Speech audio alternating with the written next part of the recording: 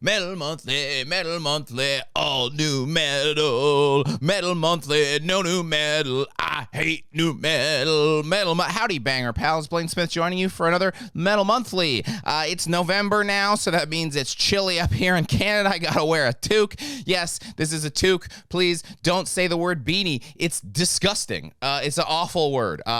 Please, this holiday season, choose toque, not beanie. Anyways, welcome to Metal Monthly. If you're new here, you're probably a little confused. What this show is I find the 5 best underground metal albums coming out every single month and present them to you for your purchase and perusal. It's a fun time. And because more than 5 albums come out every single month, we do also do a little countdown off the top, just a little chart, a little chart of all the new and noteworthy, bigger, or just releases you should keep an eye out for. Maybe we'll cover some of these. Maybe, anyways. Starting November 3rd, which is in the past. The show comes out on the first Tuesday of the month, so sometimes it's a whole thing. Anyways, November 3rd, everybody rushed out albums to try and get in under that album of the year clock. Okay, Carnal Tomb, Embalmed in Decay, Testimony, Mortuary Drape, Black Mirror on Peaceville, Satan's Fall, Destination Destruction on Steamhammer/SPV, Spirit Box, The Fear of Fear EP on Rise/Pale Chord, Suffocation, Hymns from the Apocrypha, Nuclear Blast, Zoth, Metal Monthly Alumni, Exogalactic on Dawnbreed. November 10th, you've got Foghat. Yes, that Foghat releasing Sonic Mojo. It's a self-release, because why wouldn't it be?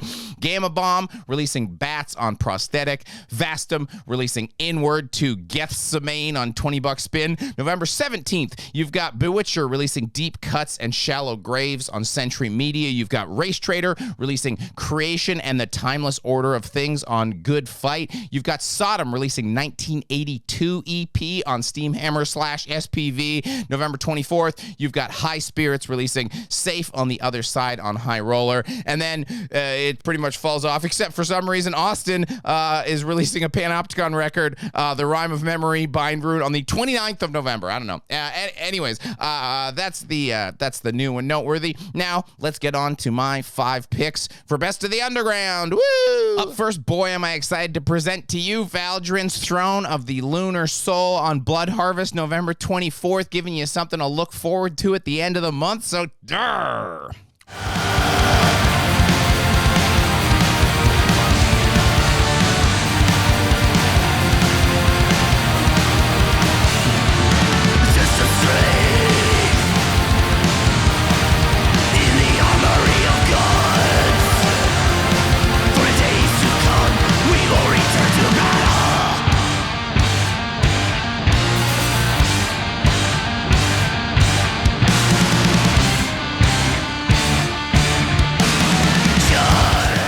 Now, Cincinnati is not a city I normally associate with fantastic original black metal, but here we are, melodic black metal from Cincinnati. Our cover is sci-fi meets fantasy. Love it. Don't know who did it, unfortunately, but kudos.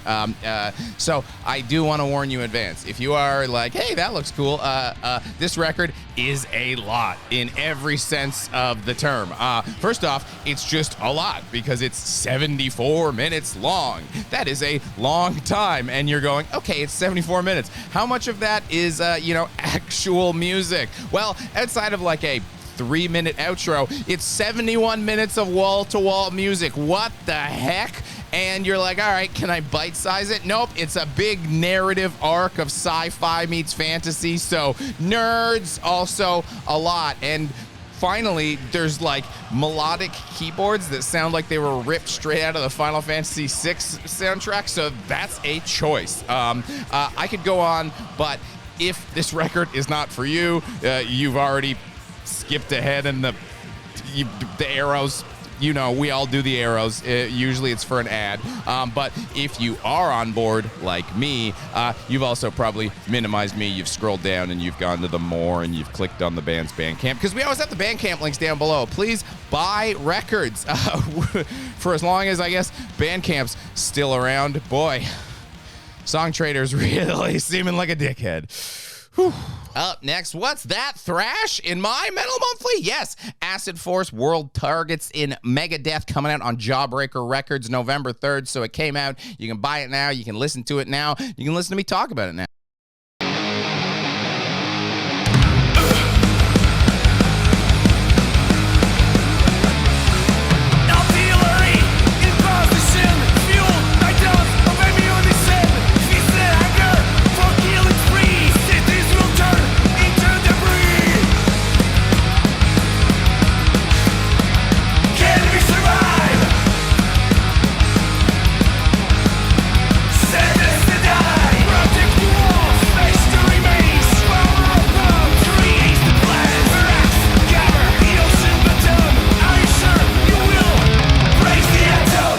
Told you they're thrash, but I'm telling you now, they're from Slovakia. The album cover is a great, like, classic thrash cover, but modernized. Love the way you did that. Andrei Buzakov, hell yeah. And look at that, I talk shit, and then suddenly there's just an onslaught, and this is, honest to goodness, Nuclear War singing about Megadeath, literally in the album name.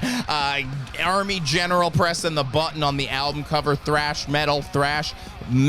I love the pace of this record, combined with a frequent use of gang vocals, really gets the old heart rate up. As you can tell, look at how fast I'm talking. All right. And as if that wasn't enough current flowing through the lines, they mix in some like traditional heavy metal melodic passages, very fast, very high energy to really crank up the amperage going through those wires, get into this sudden death range. And if you're looking for an example of how to craft solos with style that tell a story with just like a really unique perspective in a solo, I don't know why I'm talking about this like it's a new novel, but they have piles of them. They're moving units, so definitely I'm happy. A thrash record. I just get to be stoked about a thrash record. Yep. Next we got Left Cross Upon Desecrated Altars, Profound Lore Records, November 10th.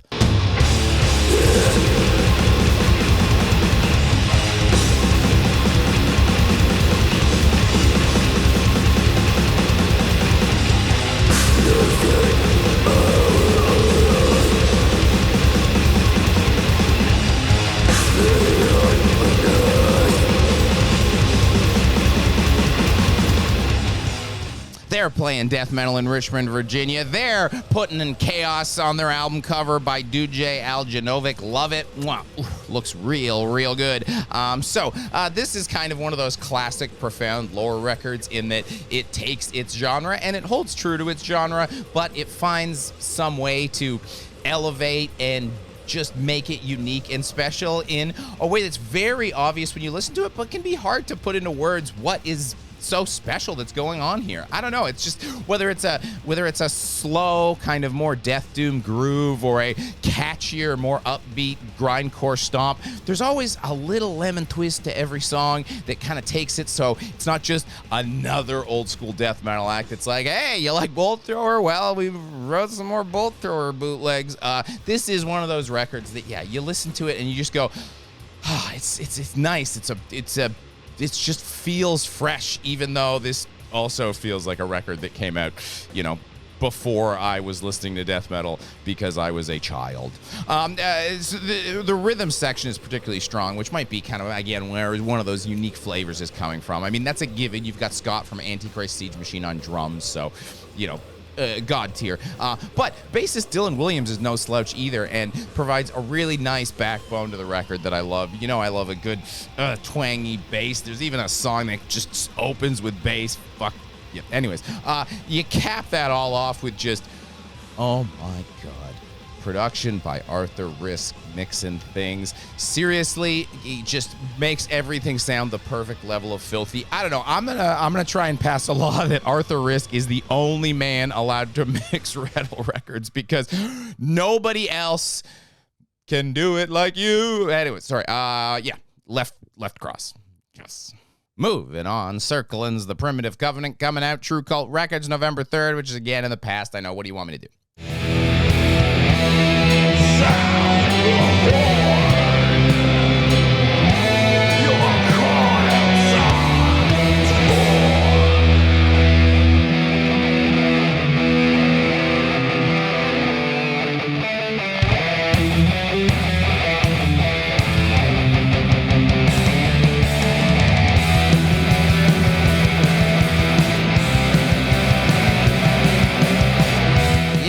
so it's more melodic black metal. This one's from Sweden. So the album cover, amazing, features some classic Ted Naismith artwork with a sign-off for the use by the artist. I mean, if you can get if you're gonna use art that already exists, get the original person to go, yeah, sick. I'd love that on your album. Anyways, so I'm stalling. I know 2 melodic black metal records in 1 month. But what am I supposed to do? Deprive you of 2 great records to fit the quota system? This is my show. I don't know why I'm justifying yourself. There's no quota system. What am I talking about? There's just, you get good records. I try and make them different if I can. I will say, part of the nice thing about having these 2 records in the same month is it really allows us to all let's just celebrate for a moment how crazy the genre we like is in metal with the spectrum things can sound, because this is melodic black metal we're talking about. A subgenre of a subgenre, and 2 records can still sound this completely different. It's such a nice little A-B comparison. I described Valdrin as a lot, in brackets, complimentary. I describe Cirkeln as a little, in brackets, complimentary. This is a lot less pomp, a lot more swagger. Straight up, if I cut out 10 seconds of the record here and there and just played it for you, you'd probably think it was a punk album I was suggesting.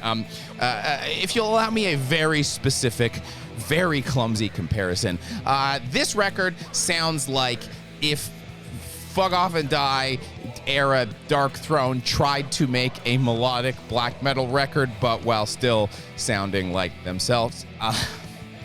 That's the best I can do for you here, but again, just a record I love on a record label I love. So, support the community. Keep it going. Closing things out for our Patreon plug of the month. As a reminder, we have a Patreon campaign. If you like what we do, you can give us a couple of bucks over there. We can keep making content like this, and I can never tell you to make a website. Also, if you like me, hey, you can watch me find all these bands live on Twitch every Sunday at 4 p.m. Eastern Time. Come on by. And then come on by while I tell you about the palette cleanser right now. It's Krypta's Outo Laakso on Svart Records, coming out November 3rd. I know. It's...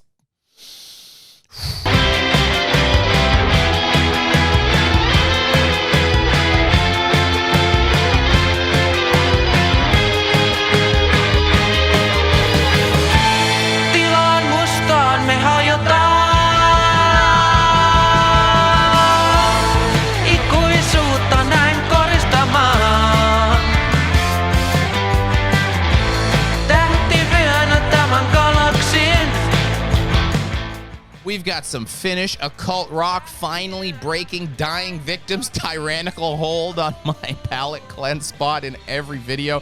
And I will say, while this might be occult, I don't think this actually steps over into metal territory. And the only reason I found this record is because there's a Finnish black metal record called Krypta that hasn't been active for years, and I think someone messed up when they were updating the Metal Archives page, so it got to sneak in there, and it'll probably be removed, but it'll never be removed from my heart. Because whoops and thanks, I really like this record. The whole record's in Finnish, and I love just any metal with non-English lyrics and vocals. It's so great just to hear other sounds. I mean, it's metal. That's kind of what we're into. There's just this extra flair Henry adds where he's rolling R's all over the place. Are rolled R's a normal thing in Finnish? Do Finnish people roll R's when they're speaking? Or is this just, a guy that's really seducing me? I'd roll an R right now, but no. Krypta, I can't do it. So yeah, let me know in the comments. Do Finnish people roll their R's a lot? Anyways, other than that, hey, look, I'm just gonna say this. It does what it says on the tin. It says Blue Oyster Cult inspired on the tin, and you're getting a Blue Oyster Cult album, but it's just kind of quick, positive and peppy tracks. The whole thing just has a vibe that puts a smile on my face. It's a nicer record than you're used to hearing on this show, and hey, it's a nice positive energy to get close to the end of the year. We still got one more Metal Monthly left, and let me know. Is there anything coming out in December? Is there anything coming out in December you're looking forward to? Did I miss anything in November? What do you got? What did you think of my picks? Chat with me down below. I appreciate it. Like, subscribe, blah blah blah. Like the you've been on YouTube before. Bye.